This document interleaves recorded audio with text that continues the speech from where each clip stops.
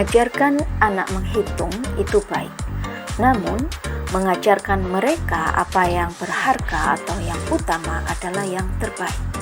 Artinya, manusia beradab lebih baik daripada orang berilmu. Ilmu yang baik dilandasi oleh karakter baik sehingga murid dapat menjalankan kehidupan dengan bahagia dan keselamatan setinggi-tingginya. Menjadi pendidik berarti kita siap menjadi role model semua nilai kebajikan bagi peserta didik dan seluruh warga sekolah, bahkan di lingkungan kita tinggal. Setiap keputusan yang kita ambil harus berpihak kepada murid dengan dilandasi nilai-nilai kebajikan. Pendidikan adalah sebuah seni untuk membuat manusia menjadi berperilaku etis. Artinya, yang pertama, pendidikan adalah seni memahami potensi atau karakter manusia atau kelebihan dan kekurangannya dan membentuknya menjadi berperilaku positif sesuai dengan nilai-nilai kebajikan yang dianutnya. Kedua, generasi yang akan datang adalah cerminan pendidikan saat ini yang kita poles sedemikian rupa seperti membuat mahakarya terbaik yang akan mewarnai negeri ini di masa depan. Betapa pentingnya untuk mengambil keputusan yang tepat agar murid bisa memiliki karakter dan keterampilan sosial emosional yang baik untuk meraih kebahagiaan di masanya nanti. Koneksi antar materi terkait modul 3.1 pengambilan keputusan berdasar nilai-nilai kebajikan juga kaitan dengan modul-modul sebelumnya. Filosofi KHD dengan Pratap Triloka berkaitan dengan modul 3.1 pengambilan keputusan. Ing ngarsa sung tulodo, artinya seorang pemimpin harus mampu memberi tauladan. Ing madya mangun karso, seorang pemimpin juga harus mampu memberikan dorongan, semangat dan motivasi dari tengah. Tut uri handayani, seorang pemimpin harus mampu memberi dorongan dari belakang. Yang artinya adalah seorang pemimpin atau guru harus mampu memberikan teladan dan memberikan semangat dan motivasi dari tengah, juga mampu memberikan dorongan dari belakang untuk kemajuan seorang muridnya. Semboyan yang fenomenal ini memiliki makna mendalam dapat kita jadikan landasan dalam setiap pengambilan keputusan yang selalu berpihak kepada murid untuk menjadikan generasi cerdas dan berkarakter profil pelajar Pancasila. Nilai-nilai yang tertanam dalam diri kita berpengaruh kepada prinsip-prinsip yang kita ambil dalam pengambilan suatu keputusan.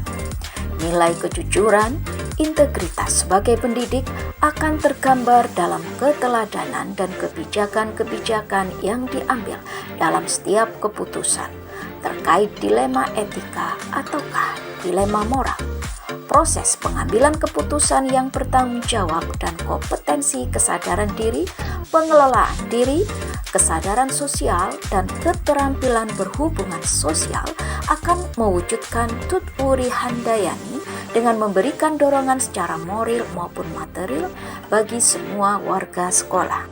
Materi pengambilan keputusan berkaitan dengan kegiatan coaching, bimbingan yang diberikan pendamping atau fasilitator dalam perjalanan proses pembelajaran adalah cukup efektif membantu pemahaman saya, terutama dalam pengujian pengambilan keputusan. Beberapa contoh praktek coaching yang baik memberi gambaran utuh untuk dapat diterapkan di sekolah. Keputusan-keputusan dengan teknik coaching yang berlandaskan etika, nilai-nilai kebajikan sesuai dengan visi misi sekolah yang berpihak pada murid dan menciptakan budaya positif di lingkungan sekolah. Kemampuan guru dalam mengelola dan menyadari aspek sosial emosionalnya akan sangat berpengaruh terhadap pengambilan suatu keputusan, khususnya masalah dilema etika. Oleh karena itu, subjektivitas atau baper dapat mewarnai setiap keputusan yang diambil. Namun, pendidik harus menyadari bahwa setiap keputusan wajib berlandaskan pada nilai-nilai kebajikan serta regulasi yang ada dan melakukan analisa mendalam terkait 3 prinsip berpikir yang ada di dalam 9 langkah pengambilan keputusan. Di kasus yang fokus pada masalah moral atau etika kembali kepada nilai-nilai yang dianut oleh seorang pendidik. Artinya, empati dan simpati yang terlatih oleh seorang pendidik akan mampu mengidentifikasi dan memetakan paradigma dilema etika agar pengambilan keputusan sebagai pemimpin pembelajaran menjadi lebih bijak.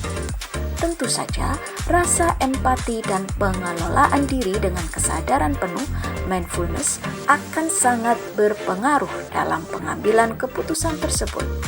Selain itu, pembahasan studi kasus yang fokus pada masalah moral atau etika juga dapat melatih ketajaman dan ketepatan dalam pengambilan setiap keputusan. Keenam adalah pengambilan keputusan yang tepat. Tentunya berdampak pada terciptanya lingkungan yang positif, kondusif, aman, dan nyaman. Artinya, setiap keputusan yang kita ambil harus tepat dan bijak, berlandaskan nilai-nilai kebajikan, keteladanan, bijaksana, tidak melanggar norma, dan bertanggung jawab. Dengan landasan tersebut kita dapat menciptakan lingkungan yang positif, kondusif, aman, dan nyaman, sehingga murid-murid dapat belajar dengan baik dan dapat mengembangkan kompetensinya sesuai dengan talenta dan profil belajar yang mereka miliki. Tantangan di lingkungan sekolah yang saya hadapi adalah: pertama, mindset yang belum sama antar komunitas sekolah. Kedua, kurangnya pemahaman tentang konsep 9 langkah pengambilan keputusan. Dan yang ketiga, beberapa SDM yang masih bersifat apatis terkait adaptasi perubahan paradigma di lingkungan sekolah. Jawaban dari poin ke-8. Merdeka belajar artinya murid bebas mencapai kesuksesan kebahagiaan sesuai minat dan potensinya tanpa ada paksaan dan tekanan dari pihak manapun. Hal ini diharapkan murid-murid akan sukses dengan bidangnya masing-masing, bahagia karena sesuai dengan apa yang diinginkannya dan bertanggung jawab akan apa yang menjadi pilihannya.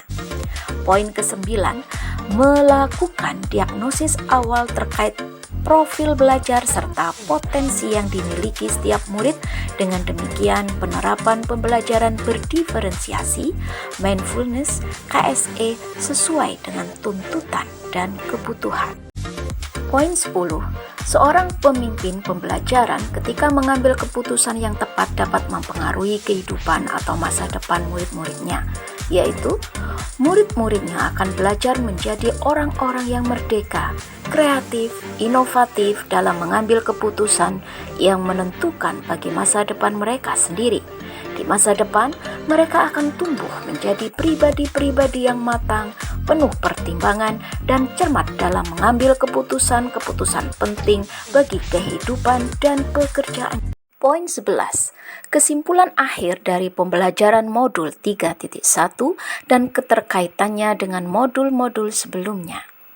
Pada modul 1.1, sesuai dengan salah satu filosofi Ki Hajar Dewantara yakni Pratap Triloka, ing ngarsa sung tulodo, ing matya mangunkarso, dan tut uri handayani. Pada modul 1.2, sangat mendukung nilai dan peran guru dalam mengambil keputusan, terutama yang berkaitan dengan pembelajaran yang berpihak kepada siswa.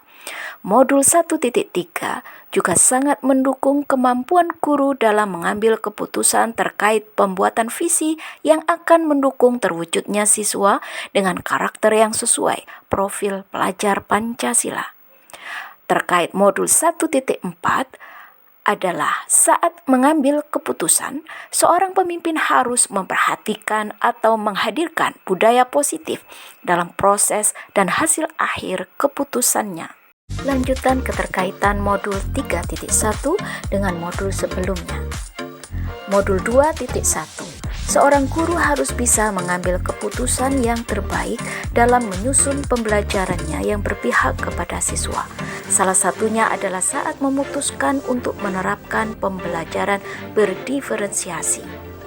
Kemudian modul 2.3 adalah teknik coaching, bisa digunakan seorang pemimpin dalam membuat sebuah keputusan. Sedangkan modul 3.1 dengan modul 2.2 adalah saat mengambil keputusan, seorang pemimpin harus dalam kesadaran penuh, mindfulness, serta memiliki kompetensi sosial emosional yang baik. Poin 12 adalah pemahaman saya tentang konsep yang telah saya pelajari di modul 3.1. Bagian A, dilema etika, benar versus benar, adalah situasi yang terjadi ketika seseorang harus memilih antara dua pilihan di mana kedua pilihan secara moral benar tetapi bertentangan. Sementara itu bujukan moral benar versus salah yaitu situasi yang terjadi ketika seseorang harus membuat keputusan antara benar dan salah. Bagian B, 4 paradigma pengambilan keputusan. Pertama, individu lawan kelompok. Kedua, rasa keadilan lawan rasa kasihan. Ketiga, kebenaran lawan kesetiaan. Keempat, jangka pendek lawan jangka panjang. Bagian C adalah 3 prinsip pengambilan keputusan. Pertama, berpikir berbasis hasil akhir. Kedua, berbasis peraturan. Ketiga, berpikir berbasis rasa peduli. Bagian yang D adalah 9 langkah pengambilan keputusan. Pertama, mengenal nilai yang bertentangan.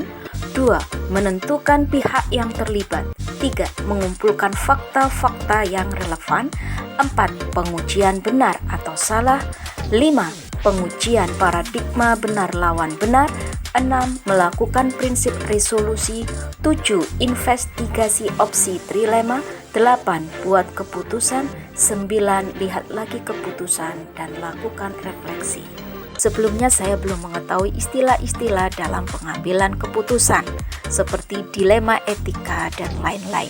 Kedua, ternyata keputusan yang akan kita ambil harus diuji dulu dengan uji legal, regulasi, dan lain-lain untuk memastikan dampak dari hasil keputusan tersebut.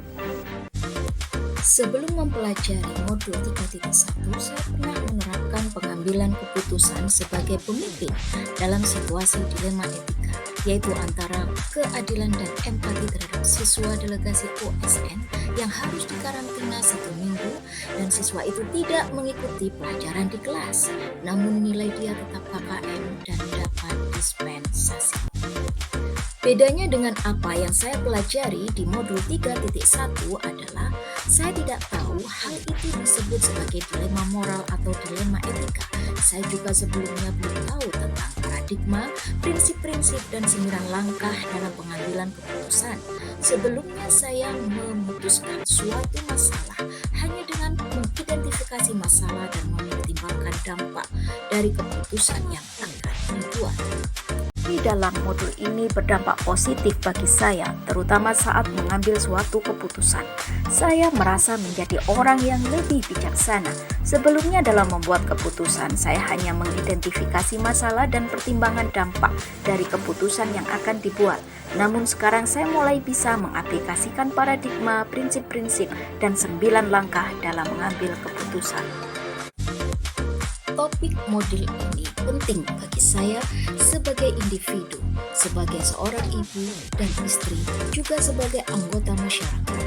Karena dalam kehidupan ini kita sering dihadapkan berbagai permasalahan dan kita dituntut mengambil suatu keputusan yang terbaik bagi diri kita dan orang-orang di sekitar kita. Sebagai seorang pemimpin, topik ini juga sangat penting karena bisa menjadi pedoman saat saya harus membuat suatu keputusan yang dalam hal ini keputusan tersebut tidak hanya menyangkut diri saya pribadi tetapi bisa menyangkut kepentingan orang lain.